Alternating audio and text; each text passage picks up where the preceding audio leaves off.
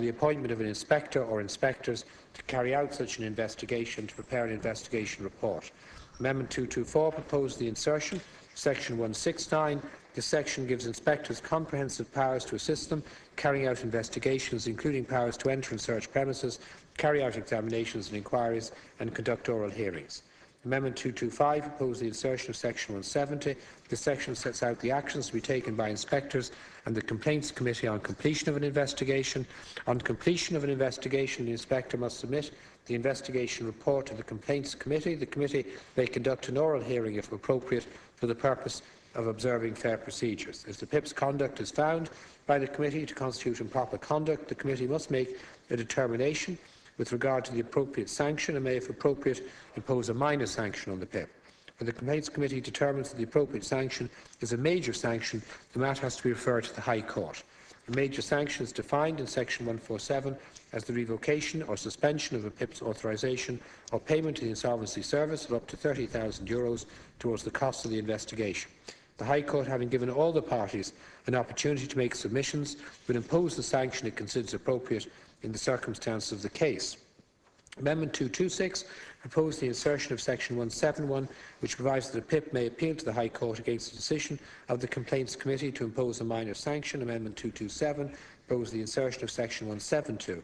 The section sets out the matters to be considered by the Complaints Committee or the High Court in considering whether a sanction ought to be imposed on a PIP or the appropriate sanction that might be imposed. Amendment 228 proposed the insertion of Section 173, which provides for the publication by the Insolvency Service of particulars of convictions and sanctions imposed under this part. Amendment 229 proposed the insertion of Section 174. This provides that the right of access to personal data under Section 4 of the Data Protection Act 1988 does not apply to data processed by the Insolvency Service, an inspector or the Complaints Committee in the performance of their functions relating to investigations. Sorry, Minister, could I have the agreement of the House that we finish this group of amendments before we start into private members? Is that agreed? Thank you. I'm just coming to the end of this now. Amendment 243 proposed the insertion of a new Schedule 2. The schedule sets out the provisions applicable to oral hearings conducted in accordance with Sections 169 and 170. And then Amendment 244 proposes to insert a new Schedule 3 to make detailed provision for the establishment and membership of the Complaints Panel and Complaints Committee.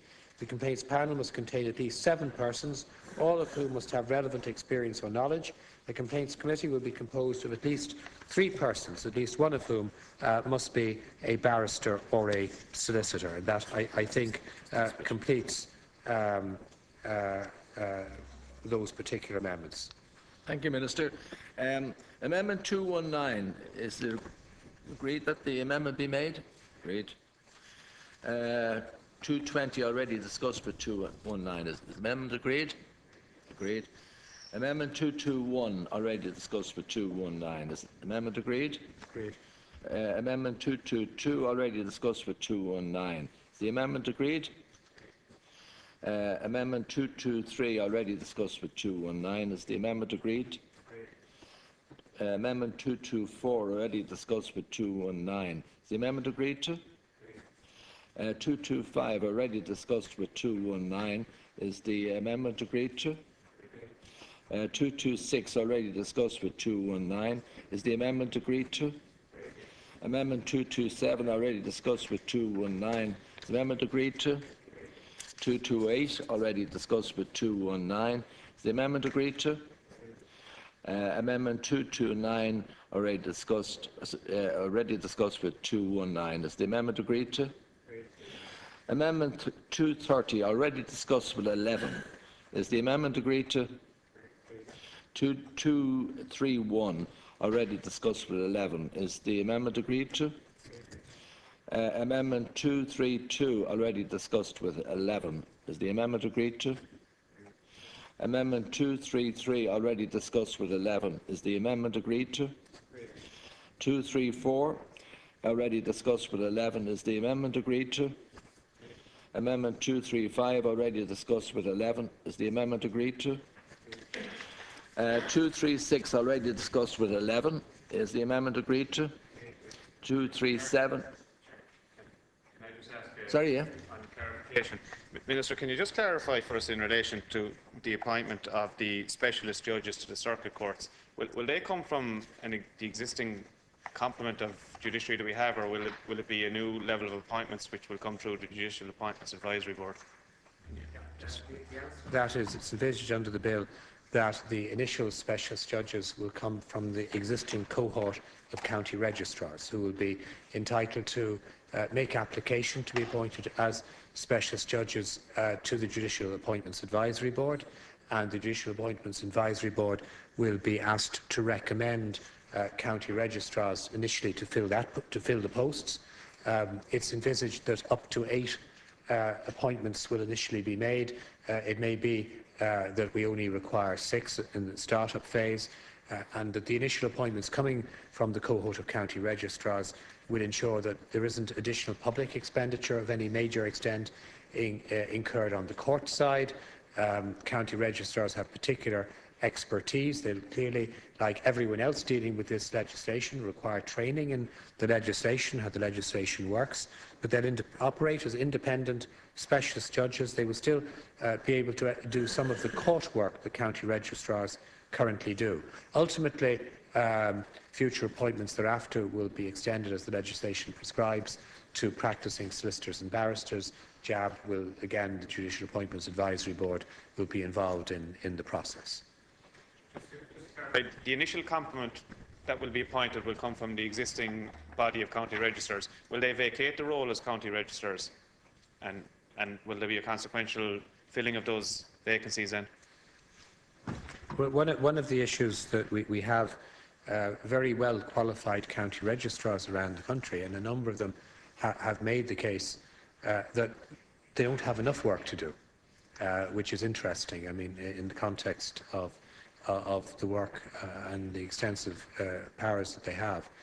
It's not envisaged that in the short term this will require the appointment of replacement county registrars. It's envisaged in the short term that the work, some of the general administrative work of county registrars will be taken over by the existing county registrars, and the appointees will operate as specialist judges. It's also envisaged that the specialist circuit judge will, when the assisted decision-making capacity bill is enacted, which we hope to publish fairly early in the new year, and which will result in the very fundamental reform to the whole wards of court structure, a complete change of law in this area to modernise our laws.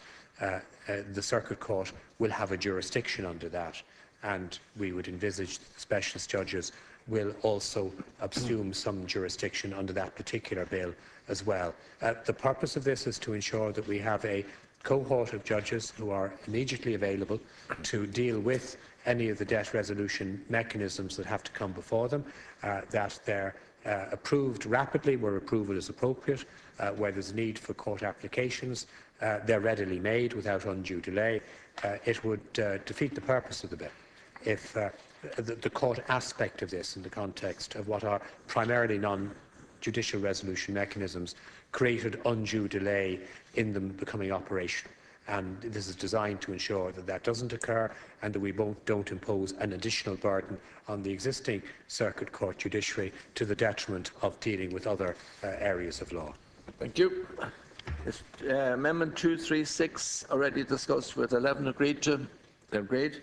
237 already discussed with 11. Is that agreed to? 238 already discussed with 11. Is that agreed to? 239 already discussed with 11. Is that agreed to? 240 already discussed with 11. Is that agreed to? 241 already discussed with 11. Is that agreed to? 242 already discussed with 11. Excuse me. Is that agreed to? 243 already discussed with 219. Is that agreed to? 244 already discussed with 219. Is that amendment agreed to? And 245 already discussed with 11. Is the amendment agreed to? That completes. Well, just before you conclude, there's something there's some typographical errors I need to draw to the attention of the House for completeness. I would ask that the House note that some slight typographical corrections to the amendments made by the Seanad in the case of the following points. I have referred to them in passing as we've gone through them, but it is important to ensure that when the bill is published that they're clearly addressed. In amendment number 23, the reference to insolvency services in section 3D should read simply insolvency service. In Amendment 167, the reference in subsection 2 to subsection 4 should refer to subsection 3. In Amendment 192, within the inserted section 44B, subsection 2F, there should be no semicolon after arrangement. I would have mentioned this earlier. And I'd ask the House to note a slight correction of alignment in amendment number 40, which is that in the new subsection 10, the text after paragraph D should be aligned to subsection level. I think that just might be of assistance when it comes to publishing the bill. Are those corrections agreed to? Agreed. Agreement to Shannon amendments is reported to the House. A message will be sent to Shannon Aaron acquainting it accordingly. Thank you very much for your cooperation. We now move on. I'm conscious we're late, but could I just thank members on all sides for their very constructive contribution to the debate on this bill, for contributing genuinely to its development. I want to thank the members of the Joint Oireachtas Justice and Defence Committee and their chairman, David Stanton, for the very careful deliberations in which they engaged on the heads of the bill, which was of substantial benefit in its development. I want to thank my officials in the Department of Justice for the extraordinary work that they've done on what is a very, very complex measure. And it is a measure that is designed and intended to provide substantial assistance to those who find themselves in very major debt difficulties. I won't repeat what was said earlier this evening. And I'm conscious that Taoiseach mentioned this when he was quite hotly asked by Deputy Martin this morning just about the coming into force of the legislation. As deputies know, Mr Lorcan O'Connor has been appointed as the Director of the Insolvency Agency. A number of staff have already been recruited. There's an ongoing recruitment process now. It's envisaged in time-frame purposes that in the first quarter the guidelines to be published by the Insolvency Agency will be completed, dealing with some of the issues we've dealt with, such as what are reasonable expenses. The regulations will be prepared with regard to the licensing of personal insolvency practitioners.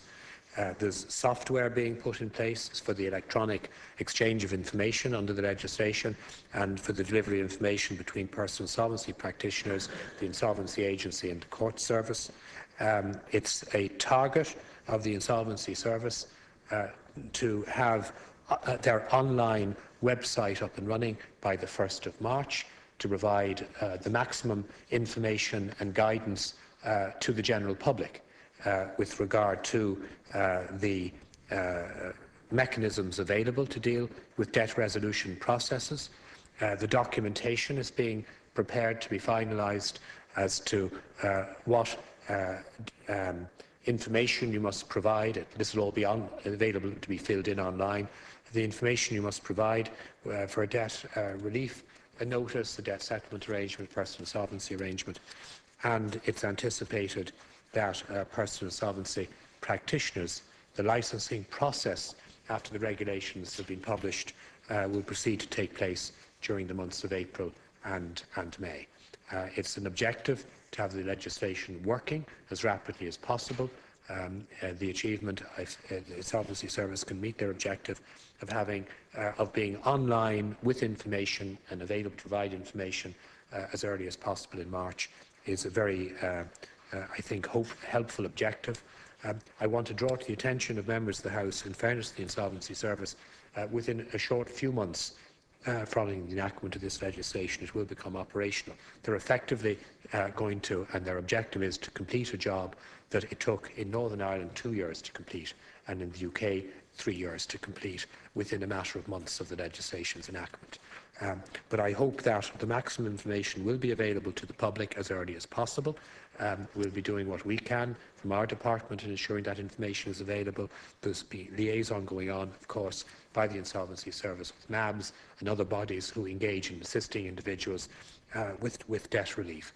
So I want to conclude, Ceann Comhairle, again by thanking members of the House for their contribution to the debate and for their constructive contribution, and again to thank my officials for their extraordinary work in putting together what is a very comprehensive and radical piece of reforming legislation.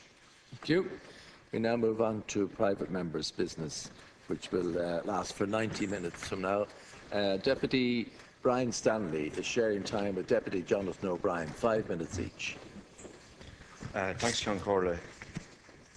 The budget brought forward by the government has been branded as being anti-family, anti-children and anti-women. The cuts to respite care draw the spotlight on just how anti-woman the budget is and how much it has been. The statistics speak for themselves. 64% of carers are women, and the cuts are going to disproportionately hit women and women on low incomes. Same women could be in the workforce earning a full week's wages, but because they're committed to looking after their loved ones, they work 24 hours, they're available 24 hours a day, 365 days of the year for less than the minimum wage. The carers contribute around 11 million per day, providing 900,000 hours of care daily and saving the state more than 4.7 billion every year, which is 5 times what it actually costs the government. And yet, in the miserly budget, he had the heartless cheek to cut the respite grant by a massive €325 from 1,700 down to 1,375.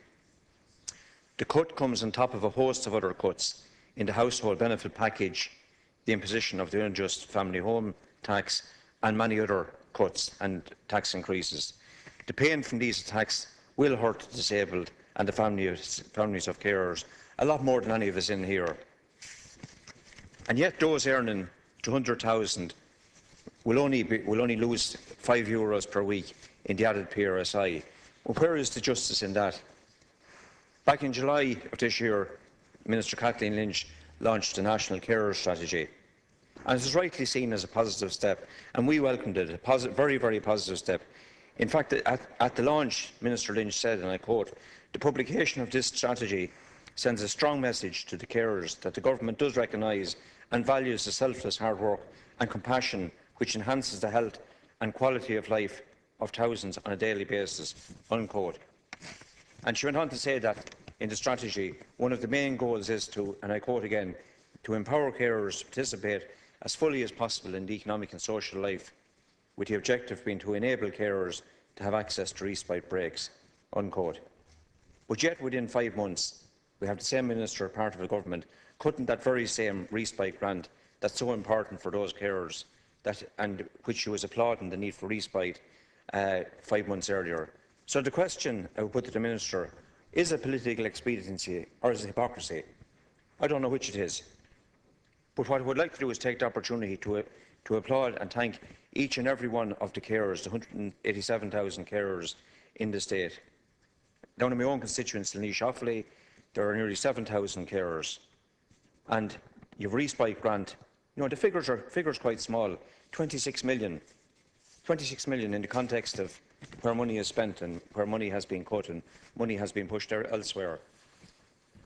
But the carers have empowered themselves and they've organised themselves into a very fine campaign. And they're angry, but determined, very determined, and are not for turning, and have my full support.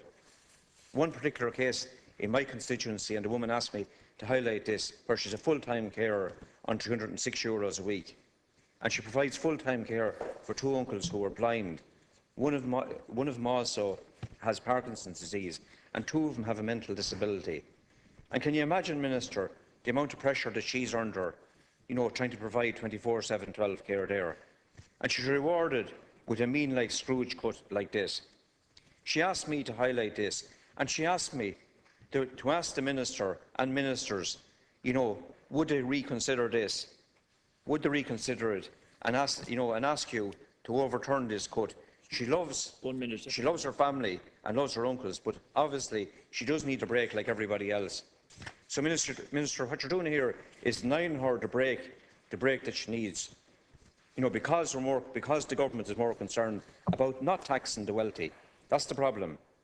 And it's within the gift of the government to keep the respite grant in place. We put forward a range of alternatives, such as a wealth tax, standardising discretionary tax relief, and this is based on figures from the department, would yield a further 969 million, while a third rate of tax on earnings over 100,000 would yield 365 million. So to conclude, you know, there's a range of measures there that would yield far more, and I'm asking the government to do the honourable thing, reverse the heartless cut, reinstate the full respite grant, and help out people who are in dire straits and who are providing a great service to their families, their community and the state. Now call Deputy Jonathan O'Brien, 5 minutes. Thanks, Last Controller.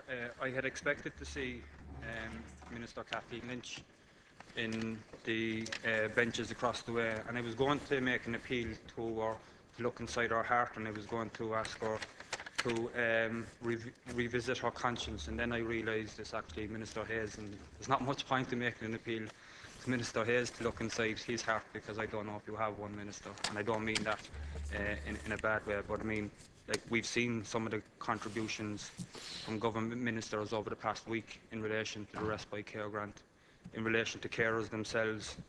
And I think one issue that gets lost in all of this is...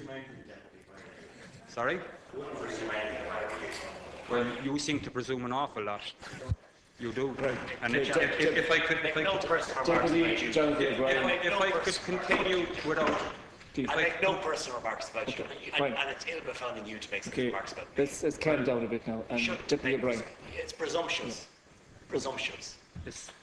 Well, and ill-becoming of you. Well, to be honest, I won't take lectures from the like. You're the one who started. Could we just please? Can I finish? You started it. Can I finish? I didn't make you in charge. This is not a playground. Yeah. Deputy O'Brien. So if I can finish my contribution, let's calm things down, and Deputy O'Brien continue. Just 2 minutes, 3 minutes. Substantiated by the fact that you are heaping misery on tens of thousands of carers by the cuts you made last week. That's all the evidence I need to realise where you're coming from where you're coming from, Minister.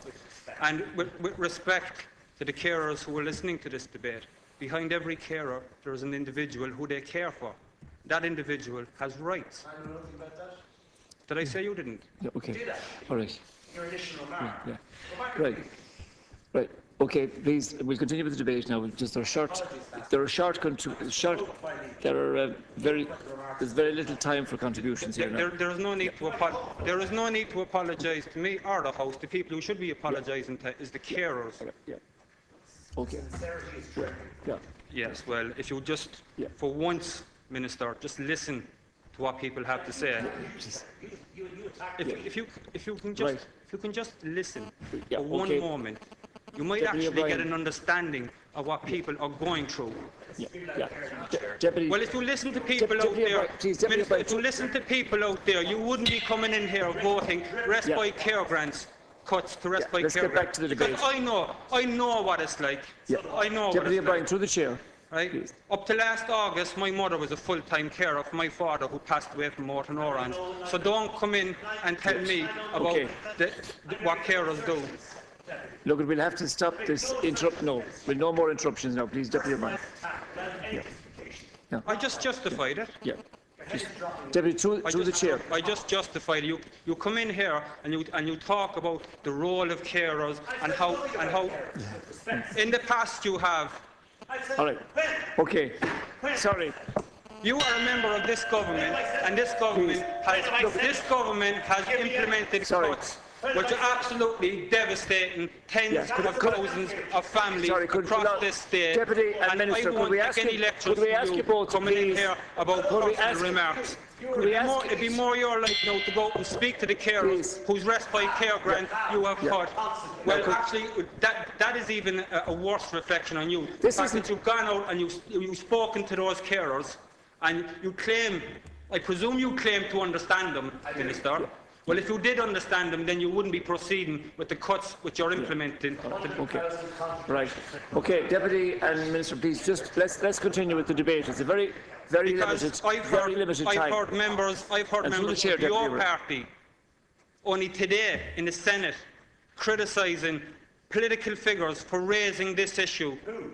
Senator Hayden? Saying what? She said that those opposition Deputy, politicians who dare raise the issue of cuts in respite care grants are doing it for their own political purposes. Yeah, okay. I didn't say she couldn't. Yeah. Sorry, Deputy, you just a half minute left. Deputy O'Brien, please now, and let's stay on the carers issue. I will stay on the carers issue, and I want to touch on one particular point which is contained in the technical group's motion, which I want to commend to the Minister, and maybe he will take it back to the Cabinet, and maybe you will discuss it with them, and that is the need to put in transitional arrangements to facilitate people who are caring long-term and who find themselves, because of the death of a loved one, they have to return to work, or they want to get back into education. I mean, for instance, in my own mother's case, she cared for my father for so long that when my father passed away, she was at a loose end. She didn't know what to do with herself. And on top of trying to deal with the grief of losing a husband, on top of the grief of trying to deal with losing a husband, there was absolutely no support put in place for her, Minister, to try and help her through that difficult period. She went from caring for somebody 24 hours a day, 7 days a week, to having a house full of people coming to visit, public health nurses, people from Marymount, from the Irish Motor Neurons Association, all coming to see my father and to give him the supports he needed. And when he passed away, she found herself living on her own with just a sense of grief was unbelievable. And she now is looking to do something more with her life. But yet, there is very little opportunity there for her. She has saved this state, as well as thousands of other carers have saved this state millions, tens of millions, hundreds of millions in the service they have provided for their loved ones. And unfortunately, when that provision and when that loved one dies, those individuals are left to one side. They don't get any thanks, and they're not looking for any thanks, but the least they could get from this government and from any other government is the support to enable them to integrate back into society, to give them the support to enable to access back to education or training or some form of support to enable those people to get over those griefs. And Minister, you're sitting there, and to be honest, you're not really paying any attention. So I'd wonder. I'm not too sure if the Minister is more interested in his phone. Ask you to conclude, Deputy, or over time. Yeah, Deputy. Well, Minister, I'm asking, are you more interested in your phone or listening to the contributions? Yeah. Right. Thank you, Deputy. I have to call the next speaker, Deputy Jerry Bushamer. Yeah. Please, please, order. Could we have some order, please? Deputy Jerry Bushamer, and you're sharing with a number of deputies. You have 5 minutes, Deputy. Please. No, Deputy Jerry Bushamer. Please. Okay. Now, it's the week. Could I just say to the House, it's the week. Could I say to the deputies and the ministers, it's the week before Christmas, and it's Deputy Bushamer. Thanks, Lascon Corlin. I'm glad I wasn't heckling. This is a private member's motion that is extraordinary, to say the least, because it doesn't in any way address the core problem that we have as a nation in terms of how we are to rectify our economic situation, whilst at the same time recognising that we as a government are spending an inordinate amount of money to fund our public services, 42 million euro per day we borrow. And this government, Lascon Corla, has delivered a difficult budget, a budget that is tough, a budget that ensures that those who can pay the most do pay the most. 500 million euro extra in the high earners, which hasn't been recognised by some of the people opposite. And I have the greatest respect for Deputy O'Brien, as he knows, but when I hear members of Sinn Féin speaking about social welfare or social protection, they fail to recognise that in government in the north of our country, they're doing the opposite. And that's the reality. And the facts speak louder than anything. And and Deputy Stanley, the same thing applies here. We have no longer control of our economic sovereignty. And I'm glad for once that you've recognised that we now have to go to the Troika, to the EU IMF, and, you know, that's the reality. And I see the Fianna Fáil party, Lascombe Corla, the party that cut €16.50 off core social welfare payment. And it baffles me to listen to Deputy Martin on the order of business when he sat for 14 years in Cabinet and he acquiesced and he supported and he was a cheerleader for the Cowan, well, maybe not Cowan rather, but for the McCreevy-Ahern model of economics. He was a cheerleader for them. And this government has protected core social welfare payments, has ensured that income tax rates remain the same, and yesterday's economic figures indicate that there is light emerging from a very dark period in our life, and much focus has been made on the cut to the respite care grant. And it is a cut that many of us wish wasn't there, but it is being reduced to 2006-2007 levels. It is a once-off payment, and I would prefer if it was not reduced, but I recognise that we have maintained the half-carer rate and we've maintained the full carers allowance, which is to be commended. And in addition, we have also said that there are changes in the context of increased tax take from the high earners through a means that has never happened before. The property tax which has been introduced will ensure that those who are more wealthy will pay more than their fair share. And it will also see, for the first time, unearned income being hit as well. So I would make the point, Lascombe Corla, that we are in an unprecedented economic situation. There is an acknowledgement by government that the budget is difficult on everybody. But what we must do, Lascombe Corla, is we must ensure that we have people in jobs, that we create jobs, and that we retain jobs. 1 minute, Deputy. In our society. And we also have a government which has for the first time published the National Carer Strategy, which recognises the valuable contribution of the carers. And that's a point, Lascombe Corla, we must make here. We must acknowledge and pay tribute and thank the carers and those who care for people in our society. This government is a government of renewal. It's a government that's going to create a new roadmap for economic prosperity for our country. It will not be like it was here before in the past. Nor should it be, because it was built on a false premise of property. But this budget is about ensuring that there will be good governance, that there will be a new way of doing business, and that will create jobs where we can attract foreign direct investment, where we can see those who can pay more, paying more. And in conclusion, Lascombe Corla, in repairing our economy, in rebuilding our economy, it unfortunately requires a sacrifice from our citizens and from all of us. And that means that we should show leadership from the top to the bottom. And I do believe that's happening in our society.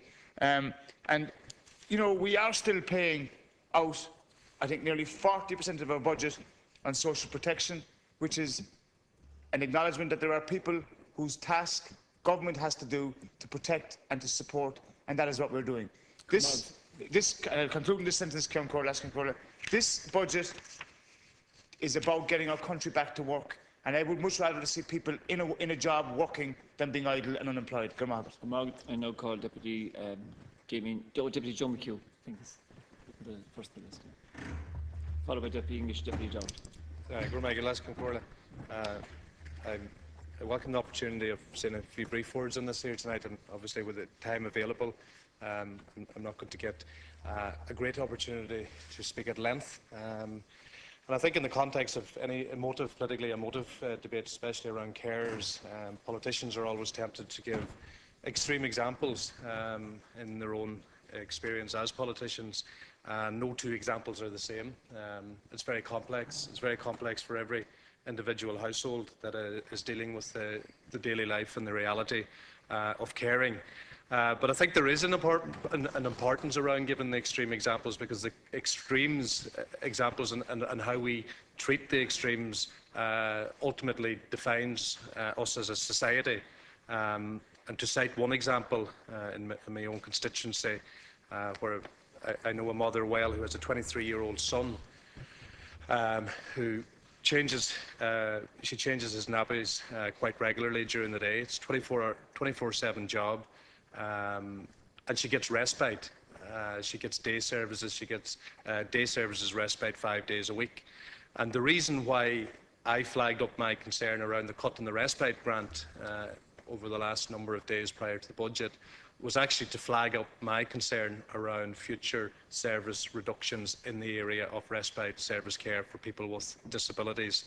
And I'm thinking on the extreme example, the 24/7 parent with a young adult that is so intense that we actually can't understand it. We don't understand it. We'll never understand it unless we live it. And it's very difficult actually for people in that situation to articulate what it is like without being just totally angry the whole time. And obviously the issue concerned becomes muddied. But in trying to explain and articulate what it's like for this woman with a 23-year-old son, she gets respite 5 days a week. Bus collects her son at 9 o'clock in the morning, arrives back at 4 in the afternoon. During that 9 to 4, that's her respite. That's her life. That's where she lives her life during that period, 9 to 4. That's where she has respite, has relief, has her own time, downtime, to deal with her own time on her own. And what does she do in that time? She mops the floor, she washes the dishes, she does the clothes. That's living life for her. Her life is doing them chores, and that actually is living life. Because during the 24/7 care, whether it's at 2 o'clock or 4 o'clock in the morning, her and her husband, they're going into the bedroom to make sure the quilt or the duvet is up on their son, because he's not able to do it himself.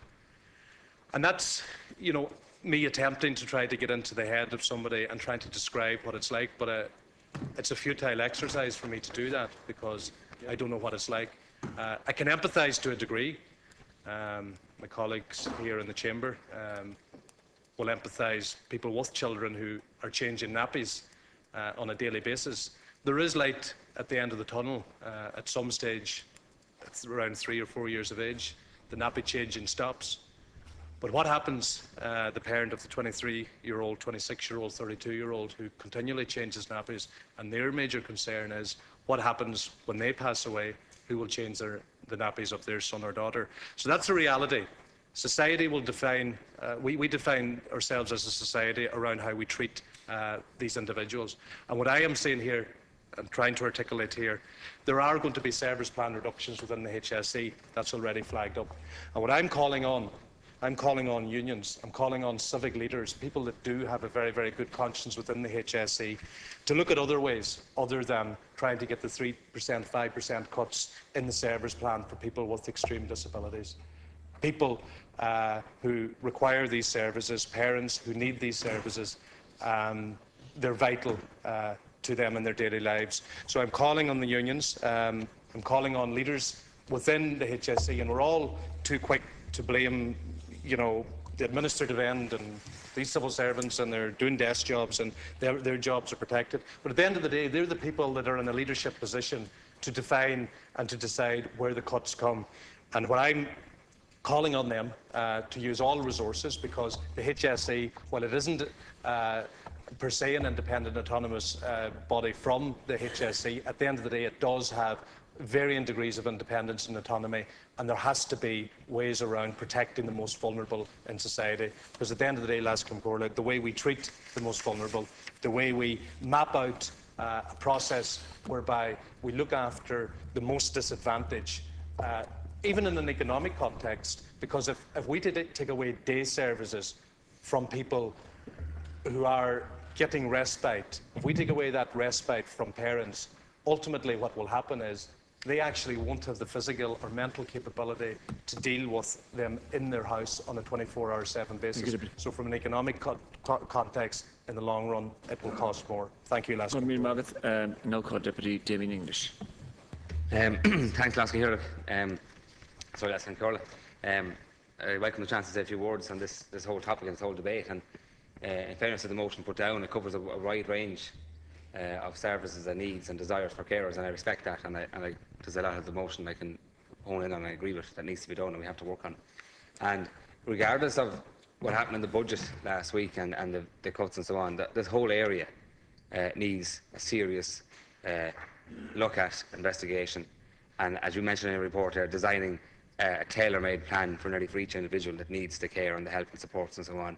And I think designing the service, the actual word you use, basically, yeah, it's a design a plan around each person. I think we need to get to that. I really believe that we have to look at the overall spend and budget on caring for people with disabilities, for people with various health ailments, for elderly and so on, because I believe we can do a lot more with that money. And I really believe the people who need this money spent on them, around them and with them and on their carers and so on, can get a lot more from this state without increasing the spend whatsoever. Because I think there's so many areas here where we can reform and rearrange how we spend it, but we have to look at all the budgets and not one department versus other department. And even within departments, you've got community care versus the other care budgets in the various down through the HSE sectors and so on. Because I've worked in the accounts end of it, of the old health boards, and I've seen all the different categories, all the different cost centres, all the different places there's money, but there's not a lot of joined up thinking across all those sectors. And that's about what the reform is about, that this government has to do. And we need everybody to get involved in that reform. And I said last week in another debate, we need to use our imagination, but we also need to hear from everybody in the service how things can be done better. Because money does go to waste, and there is systems that are not right out there. A couple of key areas that I want to focus on.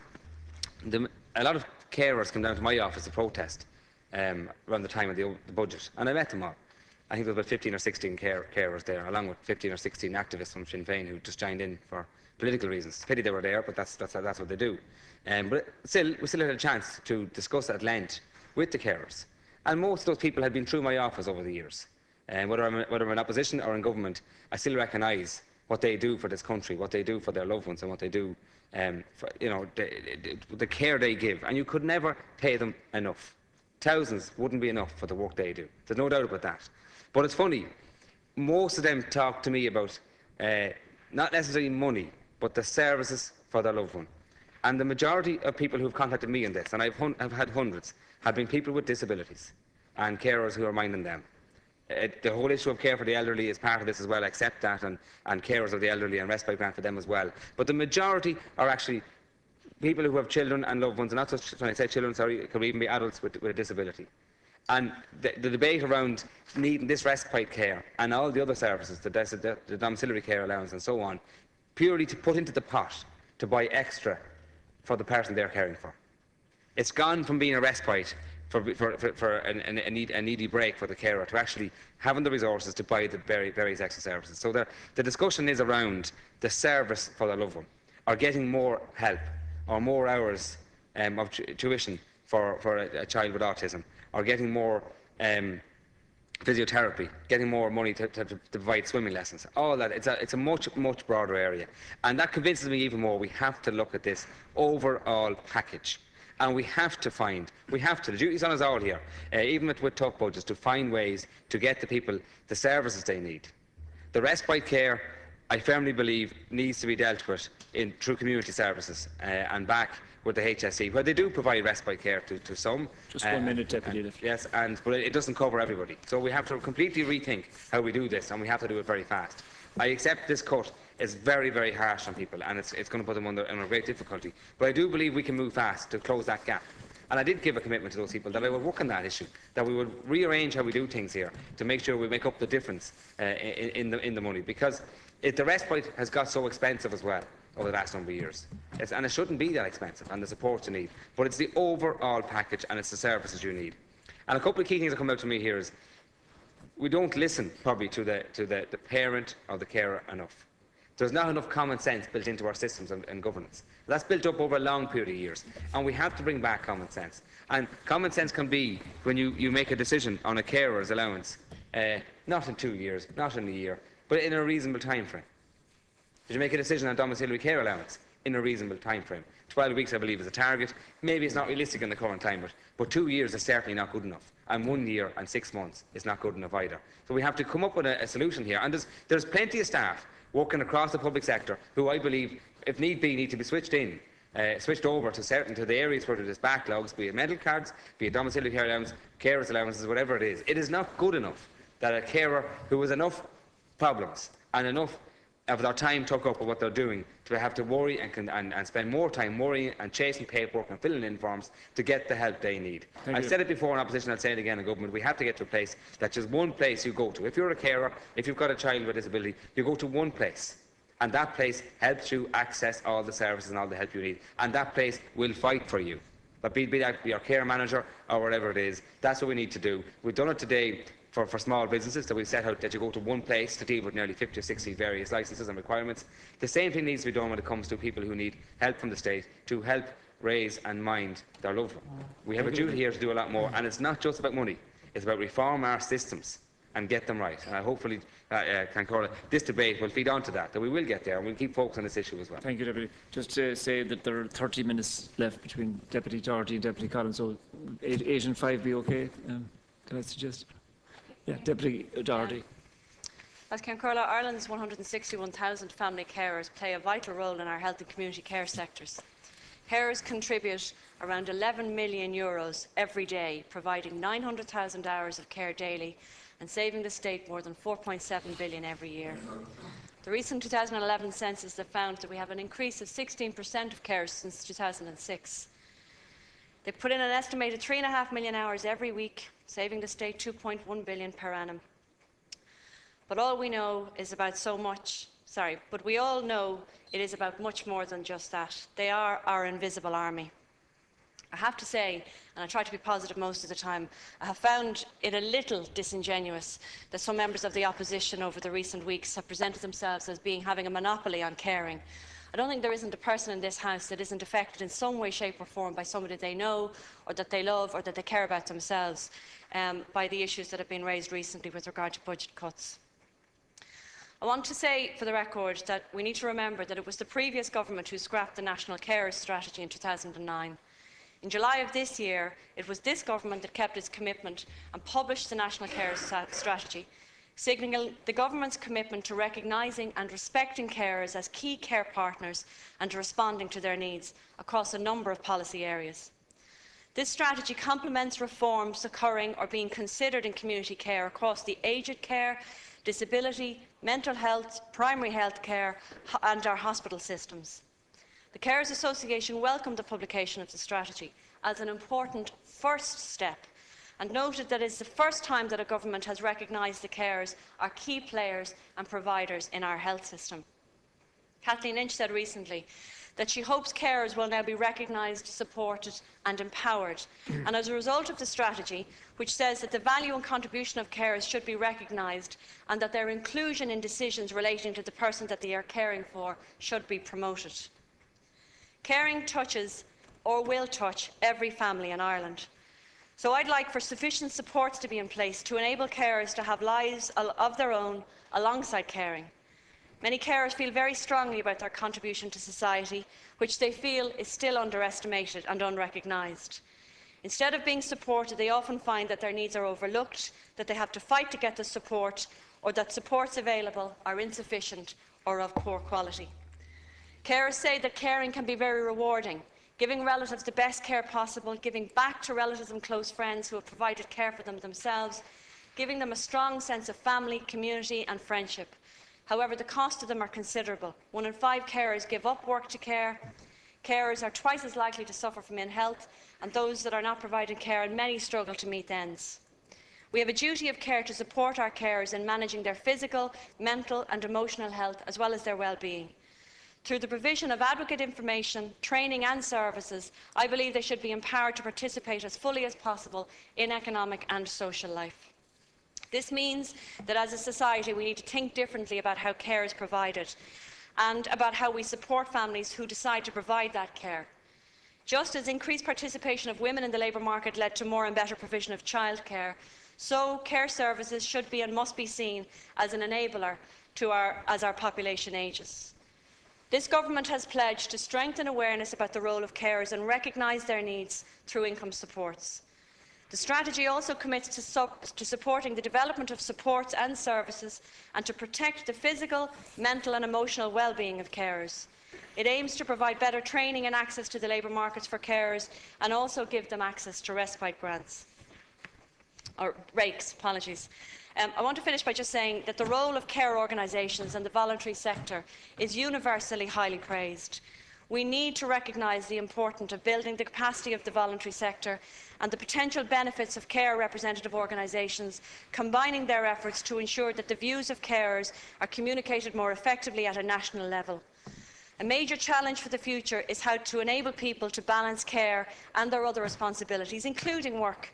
There is an urgent need to increase awareness amongst employers and the representative bodies of the contributions made by carers. Caring is an expression of care, respect and affection for another person, and as such the true value of care and the support provided by carers cannot be fully objectively quantified. I want to pay tribute to the invisible army of carers who day in, day out sacrifice their lives to support their loved ones. They are special people and they deserve our support to ensure that they feel valued and support to manage the caring responsibilities with confidence and are empowered to have their own life outside of the care they give. Deputy Owen Collins, 5 minutes. Thank you, Count Corlett. Every deputy in this House recognises the huge contribution carers make to our society. They care for the most vulnerable in our society, and our society will ultimately be judged on how we care for the most vulnerable. Every deputy in this House also recognises that apart from the social and humanitarian aspect to their work, carers also contribute greatly to the economy. The money spent on carers allowance and respite grants and many other supports is providing huge savings to the Exchequer compared to the real cost of hospitals and nursing care home. Unfortunately, we live in very difficult financial times since the current crisis began, a crisis which basically bankrupted this country. Fianna Fáil originally cut carers allowance from €220 per week to €204 per week. This amounted to a cut of €850 per week per carer. This government recognises that the economic situation necessitated some cutbacks in every department. The government made a very conscious decision that maintaining weekly rates at a guaranteed level was the most effective way of ensuring that all carers were fairly treated. So we concentrated on maintaining the weekly allowance of €204 per week, which had previously been cut back to that level by Fianna Fáil. There was a substantial cut in the respite grant, and I appreciate that this will have a very significant effects on some carers and their patients. I have no hesitation in saying that there are people in our society who could badly do with a substantial increase in respite and carers allowance. I am equally convinced that there are certain people receiving respite grants that could manage well without them. Next year, we must look at ways of dealing with this issue. Means testing is an obvious route to look at. However, I believe that even in carers' payments, these payments should be increased or reduced depending on not only the means of the carer or their patient, but also consideration should be given to the amount of care required by each person requiring care. The Exchequer money available could and should be better targeted. Much more help for those vulnerable people in dire circumstances and less for those with less serious conditions. Getting the resources that are available to the most vulnerable and maintaining the core payment was the best way of using resources this year. Of course, any reductions is regrettable. Sinn Féin, who held the social welfare portfolio in Northern Ireland, should know that their administration only pays carers £58 per week, which equates to €72. This is compared to €204 per week in this jurisdiction, or indeed €239 for carers over 66. In addition, carers in this state who are caring for 2 people will get €358.50 per week. It amazes me that Fianna Fáil have the audacity at all to speak on this motion. As I have said before, and will continue to say, Dail reduced the weekly rate of carers from €220 to €204 per week at an annual cost of €850 per year per carer. The facts are that expenditure on carers has increased significantly in the last 10 years.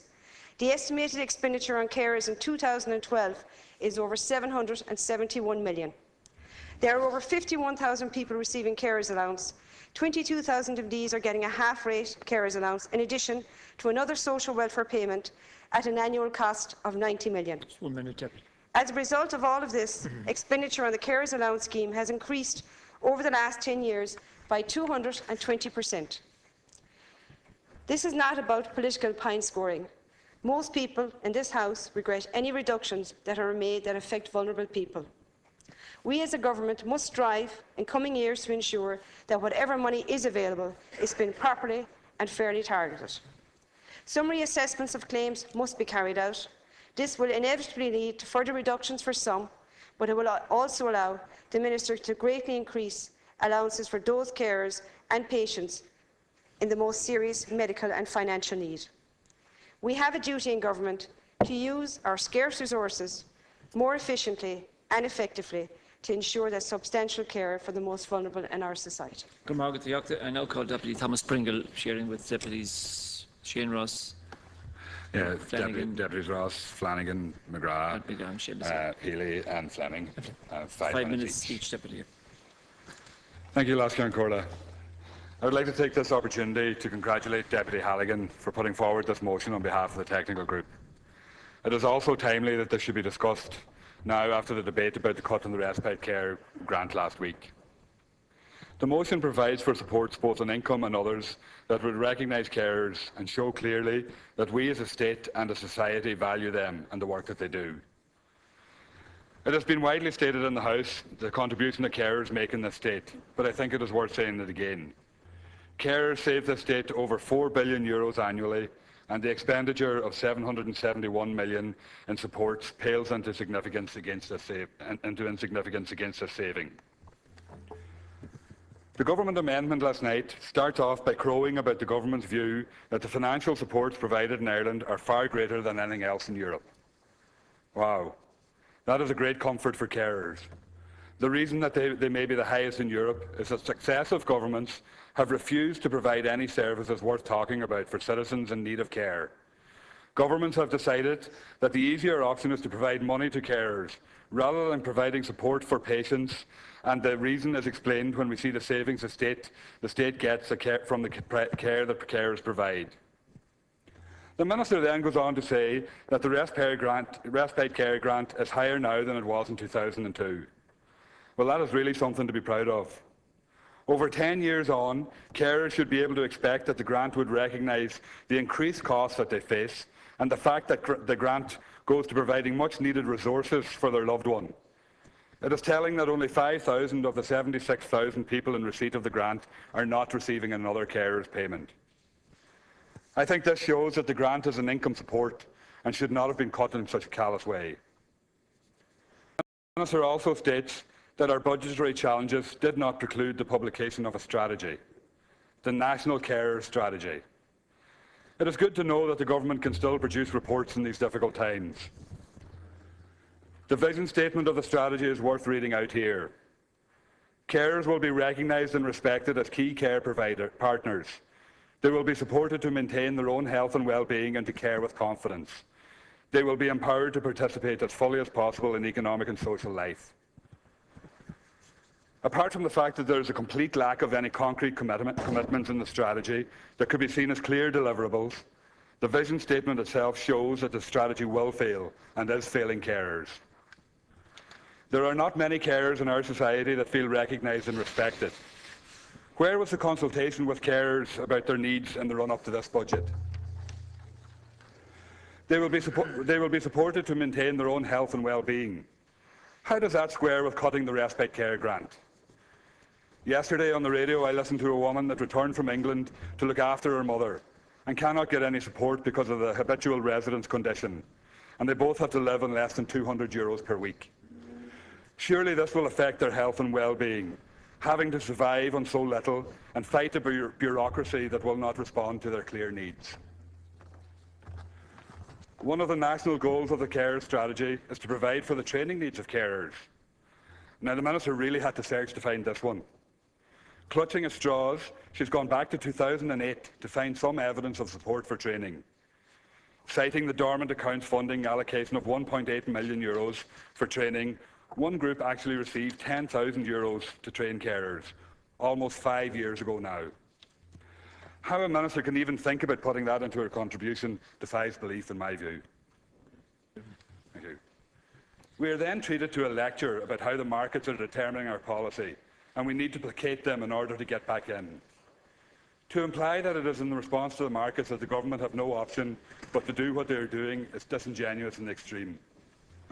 As if the markets are going to be looking at how we support carers and deciding on the viability of our economy